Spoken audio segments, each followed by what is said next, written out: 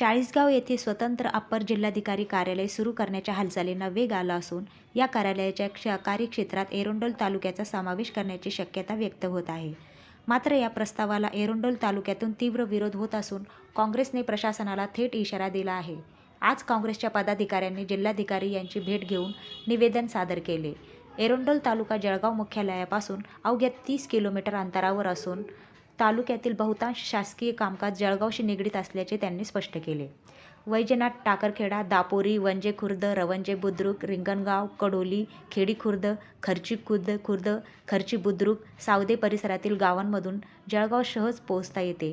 मात्र चाळीसगावचे अंतर 80 ते 100 किलोमीटरपर्यंत असल्याने नागरिकांना शासकीय कामांसाठी मोठा आर्थिक व वेळेचा फटका बसेल, असा दावा काँग्रेसने केला आहे. लोकहितांचा निर्णय घ्या, एरंडोलचा समावेश करू नका, अशी आग्रही मागणी निवेदनातून करण्यात आली आहे. दरम्यान शासनाने या मागणीकडे दुर्लक्ष करून एरंडोलचा समावेश चाळीसगाव अप्पर जिल्हाधिकारी कार्यालयात केल्यास मोठ्या प्रमाणावर जन आंदोलन छेडण्यात येईल, असा स्पष्ट इशारा काँग्रेसच्या पदाधिकाऱ्यांनी दिला आहे. मी विजय महाजन, महाराष्ट्र प्रदेश काँग्रेसचा प्रतिनिधी आहे. माझ्यासोबत आमचे तालुक्याचे अध्यक्ष सुनील पाटील, शहराचे अध्यक्ष संजय बदाने आणि ॲडव्होकेट हिम्मत पाटील हे माझ्यासोबत आज माननीय कलेक्टर साहेबांना आम्ही निवेदन देण्यासाठी आलो होतो. विषय फार मोठा गंभीर आहे.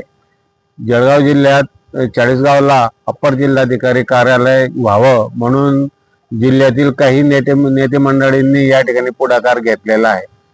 आता आमच्यावर फार मोठे अन्याय एरंडोल तालुक्यावर होणार आहे करिता आम्ही माननीय जिल्हाधिकारी साहेबांना निवेदन दिलं आणि त्यांना सांगितलं की एरंडोल पासूनची आमचं जळगाव हे अवघ्या 30 किलोमीटरवर आहे आणि एरंडोल पासून चाळीसगाव हे 85 किलोमीटर आहे.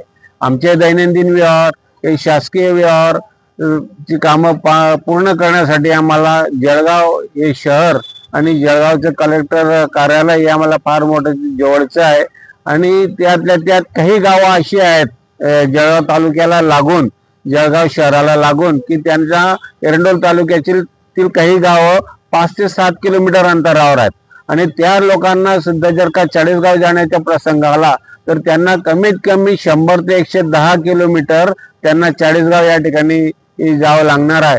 परंतु काही लोकप्रतिनिधी जिल्ह्यातले त्यांच्या फक्त इगोपोटी त्या लोकांना त्या ठिकाणी चाळीसगाव या ठिकाणी जिल्ह्याची निर्मिती त्यांना करावायची आहे.